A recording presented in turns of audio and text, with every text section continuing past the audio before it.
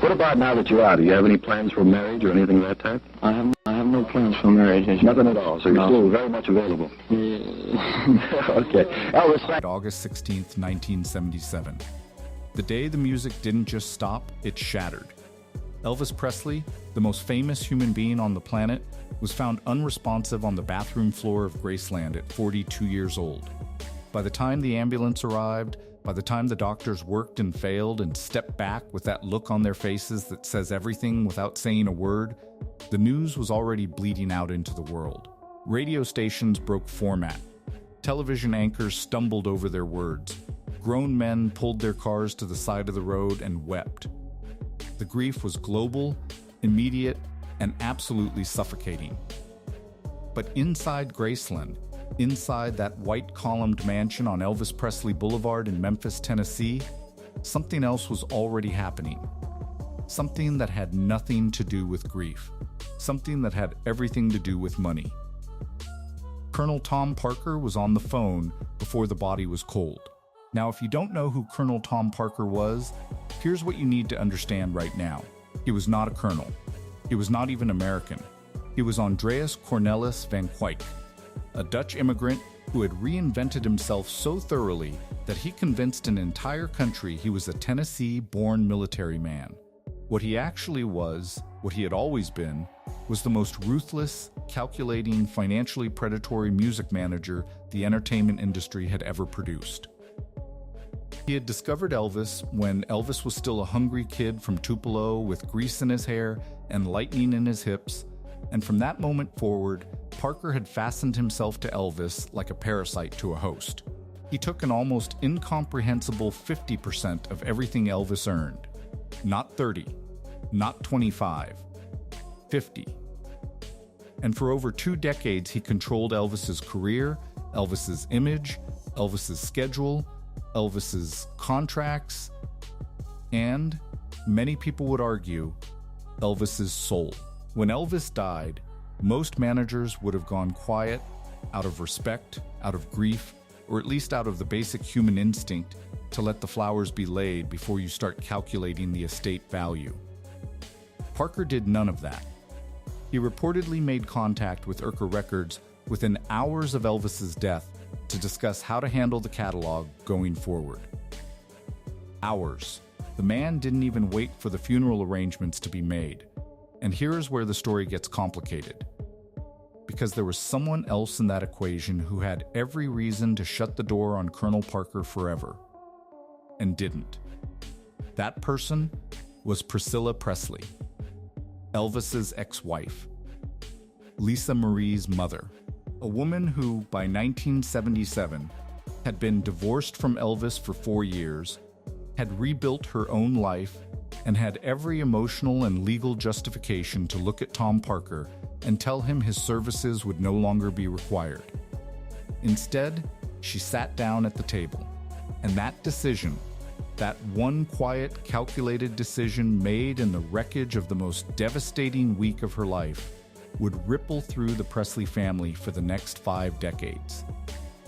To understand why Priscilla made that choice, you have to understand what she was walking into. The Elvis Presley estate at the time of his death was not the golden empire it looked like from the outside. It was a financial disaster. Elvis had spent with the recklessness of a man who either didn't believe he would die or simply didn't care. Private jets, Cadillacs given away like candy, a payroll of friends and hangers-on that was bleeding Graceland dry. The years was already sharpening its knives. The estate's liquid assets were critically low, and the machinery that had kept Elvis commercially viable, the touring, the recording, the merchandising, had all been operated through Parker's network of deals, relationships, and contracts that nobody outside of Parker's inner circle fully understood. Priscilla had been named co-executor of the estate alongside Elvis's father Vernon and the National Bank of Commerce. But Vernon Presley was a broken man. He had just buried his son. He was aging, grieving, and in declining health. The National Bank of Commerce was exactly what it sounds like, a bank. It understood balance sheets, not the entertainment industry. which meant that in practical terms, the person who actually had to figure out what to do next was Priscilla. Alone, in the middle of her grief, with a 9-year-old daughter watching. And Parker knew exactly how to use that moment.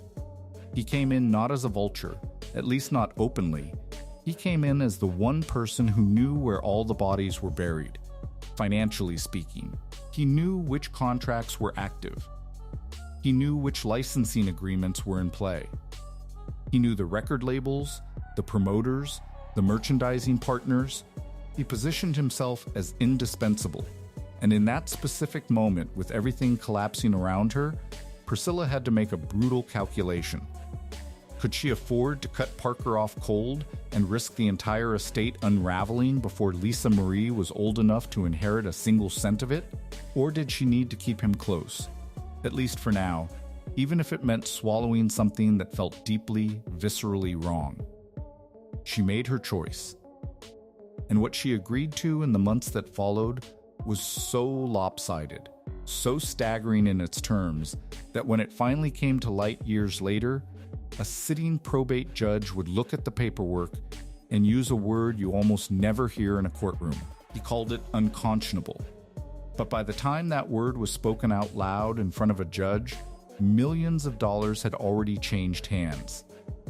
And the deal, the secret deal, had already done its damage.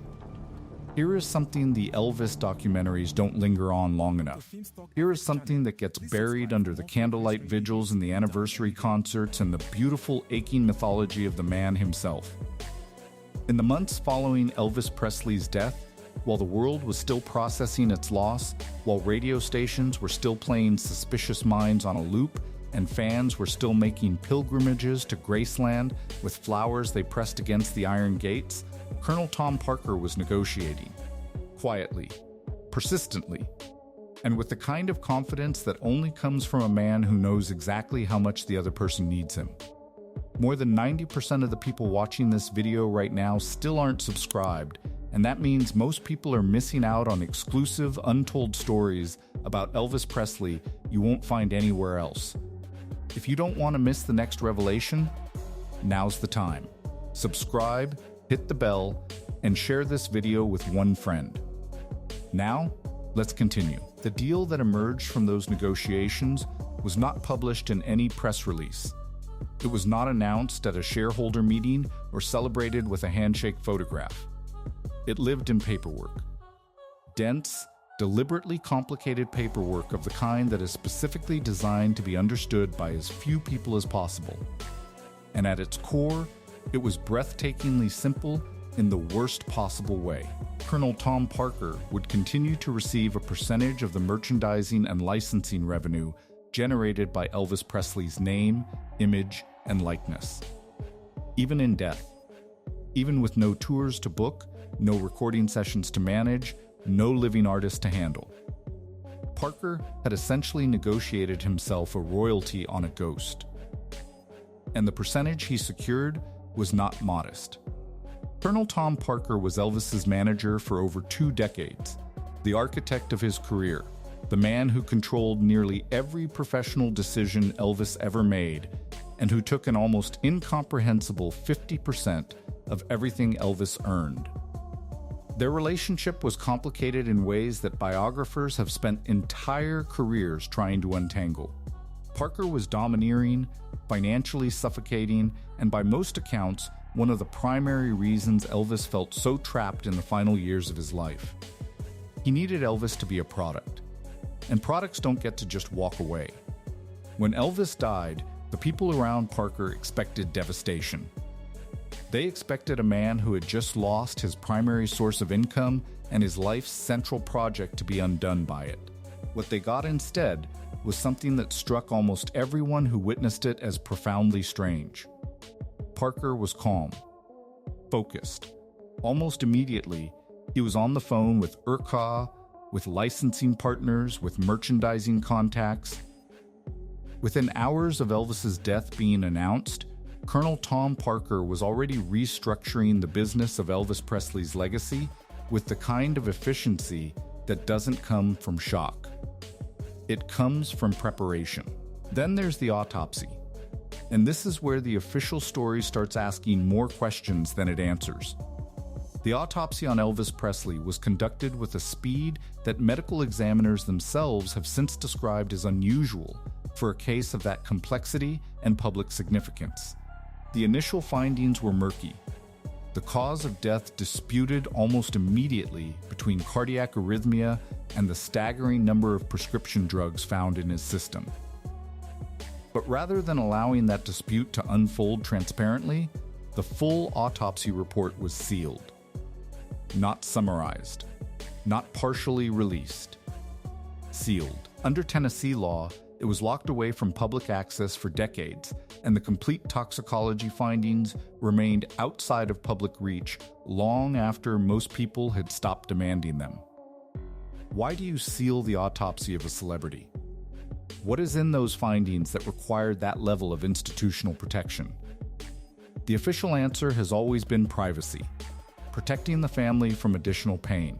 But families of public figures don't typically get to seal autopsy records in cases where the cause of death is already publicly contested. Someone with significant influence made that happen. And the question of who benefited most from the public never fully knowing what was in that report is not a comfortable one to sit with. It was not the standard industry rate for a posthumous licensing arrangement. It was, by multiple accounts, somewhere in the range of 50%. The same cut he had taken from Elvis while Elvis was alive, working himself into the ground, performing through illness and exhaustion, and a pharmaceutical fog that should have sent everyone around him running for help instead of running for contracts. 50% of a dead man's name. Let that sit for a moment. Now, the natural question, the question that demands an answer, is how? How did this happen? How did Priscilla Presley, a woman who would go on to demonstrate extraordinary business intelligence in the years that followed, agree to terms that were this catastrophically one-sided? The answer is layered, and it refuses to resolve itself into something clean and simple, because the truth almost never does. Part of it was the chaos of the moment. The estate was genuinely in crisis. There were creditors, there were outstanding debts, there were tax liabilities that needed immediate attention, and there was no existing infrastructure to handle the post-mortem commercial operation of one of the most famous names in human history. Nobody had a playbook for this, because nothing like Elvis had ever existed before. Parker presented himself as the only person who understood the machinery, and in that specific window of vulnerability, that argument had real weight. But there was something else operating beneath the surface, something more psychological than financial. Parker was a master manipulator in the truest sense of the word, not in the cartoonish, mustache-twirling sense, but in the way that genuinely skilled manipulators operate, which is through patience, through the strategic deployment of expertise, and through the subtle art of making the other person feel that they are making the safe choice when they are actually making the only choice that benefits you. He had spent over 20 years doing exactly this to Elvis himself. Elvis, who was by all accounts a deeply intelligent and emotionally perceptive man, had never been able to fully break free from Parker's grip. What chance did a grieving, overwhelmed executor have in the immediate aftermath of the most traumatic event of her life? There is also a theory, one that gains weight when you look at the timeline of what Priscilla did next, that she was not entirely naive about the terms she was agreeing to, that she understood on some level that this deal was a concession, a temporary one, that she made the calculation to let Parker believe he had won in the short term, because what she needed most in that moment was not victory, it was time. Time to understand the business, time to stabilize the estate, time to find the right people, the right attorneys, the right investigators who could eventually map out the full scope of what Parker had taken and build a legal case to take it back. If that theory is correct, then what looked like surrender was actually the opening move of a very long game. And it would take years before anyone understood which player had actually been in control. What is not a theory, what is documented, what was eventually laid bare in a court of law, is that by the time the full terms of Parker's arrangements with the estate were reviewed by a probate judge in the early 1980s, the findings were damning. The judge, after examining the financial relationship between Parker and the Presley estate both before and after Elvis's death, determined that the arrangements were so imbalanced, so fundamentally exploitative, that they could not be allowed to stand. The word he used in his findings was unconscionable. That is not a word judges use lightly. That is a word that means the agreement was so far outside the bounds of basic fairness that the court itself felt compelled to intervene. But here is the part that makes your stomach drop. By the time that ruling came down, by the time the word unconscionable was typed into an official court document, the money had already moved. Millions of dollars had already passed through Parker's hands from an estate that had been teetering on the edge of insolvency. Millions that would never be fully recovered. And Priscilla, whatever her original intentions had been, now had a decision to make. She could accept what had happened as the cost of survival. Or she could go to war. She went to war. Vernon Presley died on June 26, 1979. He was 82 years old, and he had spent the last 2 years of his life carrying a weight that no parent should ever have to carry: the grief of outliving his only son.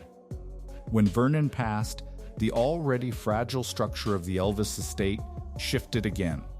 The National Bank of Commerce remained as a co-executor, but the human face of the estate, the person who would stand in front of cameras and make decisions and sign documents and steer the ship, that was now Priscilla.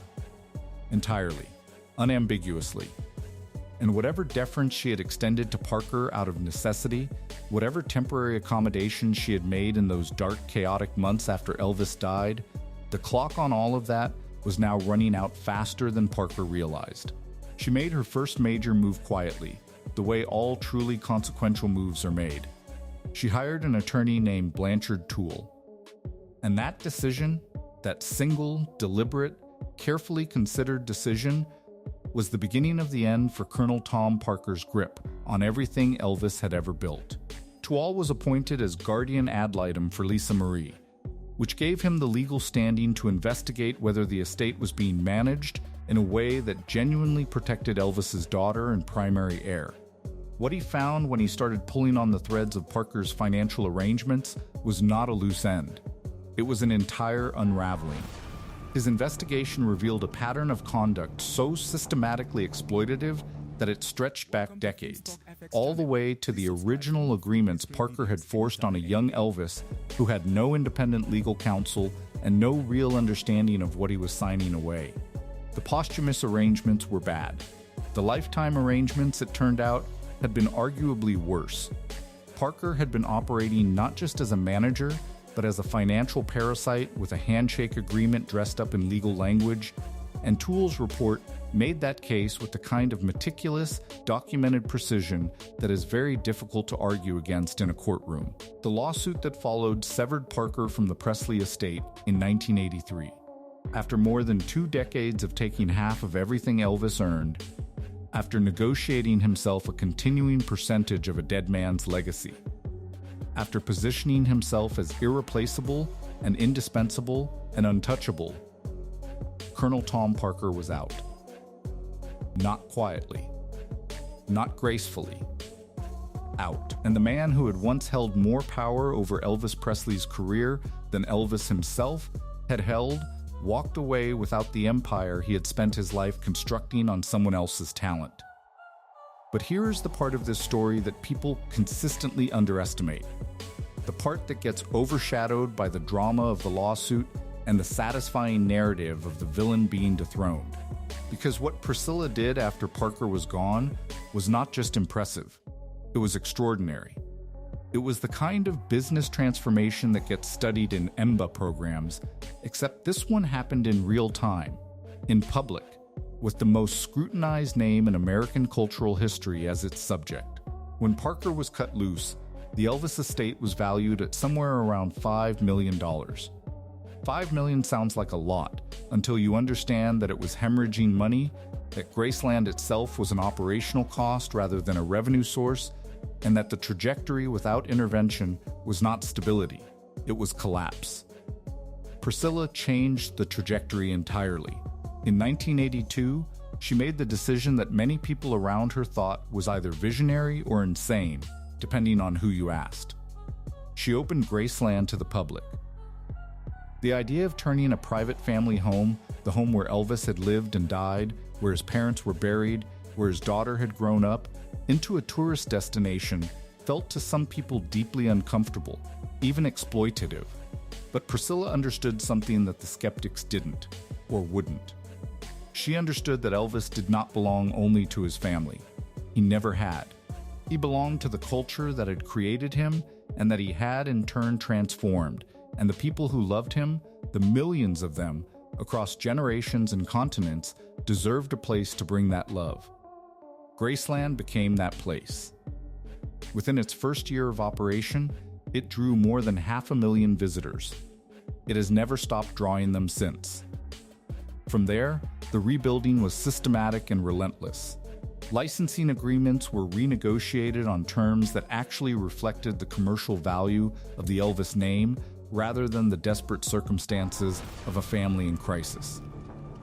Brand partnerships were evaluated not just for their immediate revenue, but for whether they honored the integrity of what Elvis represented. Elvis Presley Enterprises, the company Priscilla built to manage the estate, became one of the most sophisticated celebrity estate management operations in the world. The $5 million estate that had been sinking when she took real control became worth hundreds of millions. Some estimates, by the time the estate was eventually sold to Authentic Brands Group decades later, placed its value in the range of $500 million. $500 million. Built from $5 million. Built from the ruins of Parker's exploitation and Elvis's excess and a family's worst year. And yet there is a question underneath all of this that refuses to stay quiet. A question that becomes more uncomfortable the more you sit with it. In becoming the architect of Elvis's legacy, in making herself the central figure in the story of what happened to everything he left behind, did Priscilla do it for Lisa Marie? Or did she do it for herself? Did she protect the inheritance? Or did she become the inheritance? Because Lisa Marie was watching all of it. Growing up inside all of it. And she was forming opinions that would eventually surface in ways that nobody, not the press, not the public, and perhaps not even Priscilla herself, was fully prepared for. She saved the empire. She built the brand. She turned 5 million into hundreds of millions. But there was one person who grew up watching all of this from the inside, who would one day look at everything her mother had built and ask a question that cut right to the bone. Was any of this actually for me? Lisa Marie Presley turned 25 on February 1, 1993. Under the terms of Elvis's will, that birthday was the moment everything was supposed to transfer. The estate, the trust, the legacy, the weight of a name that had never truly belonged to just one person. It was supposed to be the moment that Priscilla's decades of stewardship concluded and Lisa Marie stepped fully into her inheritance. What it actually was, in practice, was considerably more complicated than that, because you cannot spend 15 years building an empire around your father's memory, making every major decision about how that memory is packaged and sold and presented to the world, and then simply hand it over like a set of car keys. The power doesn't transfer that cleanly. The psychology doesn't reset that easily. And Lisa Marie, by the time she turned 25, had already spent years quietly accumulating a set of feelings about her mother and the estate that were far more conflicted than the public ever fully understood. The relationship between Priscilla and Lisa Marie has always been described in careful diplomatic language whenever either of them addressed it publicly. Words like complicated, words like difficult, words that gesture towards something painful without ever fully naming it. But the contours of the tension are not hard to trace when you look at the timeline honestly. Lisa Marie grew up in the shadow not just of her father's death, but of her mother's response to that death. a response that was, by any objective measure, remarkable in its competence and devastating in its completeness. Priscilla had not simply managed Elvis's legacy. She had become it. She was the face of Graceland. She was the authority on what Elvis meant and who Elvis was and how Elvis should be remembered. She wrote the narrative. And Lisa Marie, the actual blood heir, the daughter who had sat on her father's knee and heard him sing and lost him before she was old enough to fully understand what she had lost, Lisa Marie sometimes seemed to exist in that narrative more as a symbol than as a person. The financial tension surfaced publicly in ways that were impossible to ignore. Lisa Marie made claims over the years that her inheritance had not been what it should have been, that the trust structures established during Priscilla's years of control had not preserved the estate's value in the way she deserved. There were disputes about decisions that had been made, about deals that had been signed, about the direction of Elvis Presley Enterprises and who it ultimately served. These were not small, private disagreements resolved over a family dinner. They were the kind of fractures that required attorneys and restructured agreements and a level of public airing that is, by definition, a sign that something has broken beyond the point of easy repair.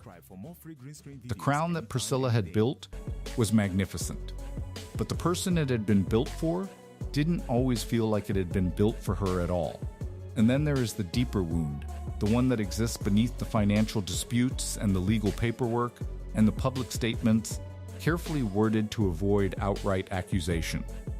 The emotional one. Lisa Marie lost her father at 9 years old. She lost him suddenly, traumatically, in circumstances that were themselves deeply painful, because Elvis's death was not a clean tragedy. It was a slow unraveling that the people around him had watched happening and had not, could not, or would not stop.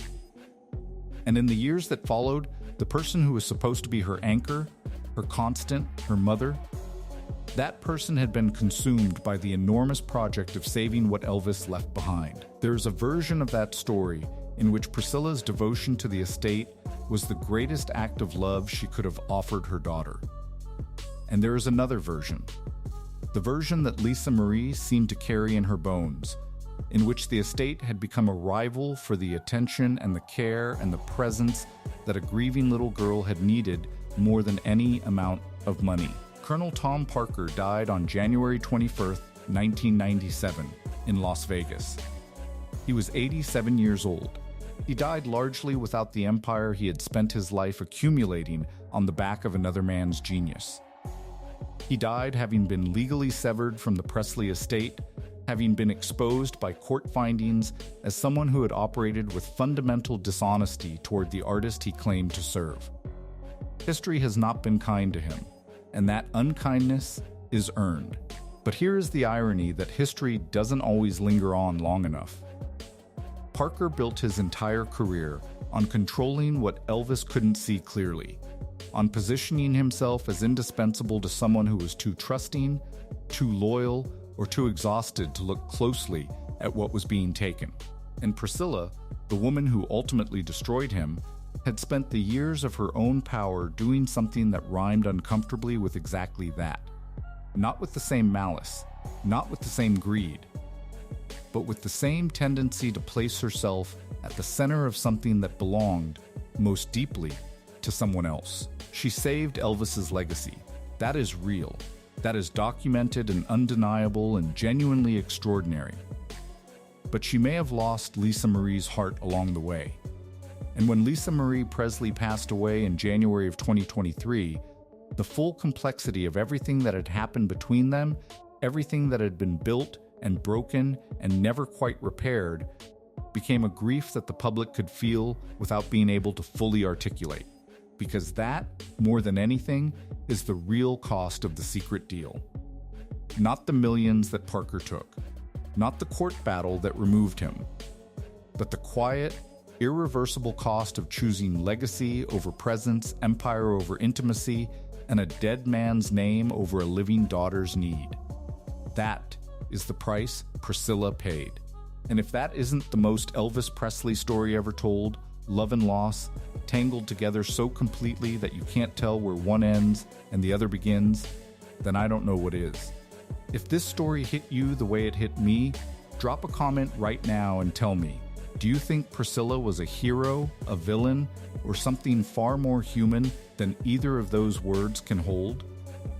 Subscribe if you want more stories like this, because the Presley saga is far from over. I'll see you in the next one.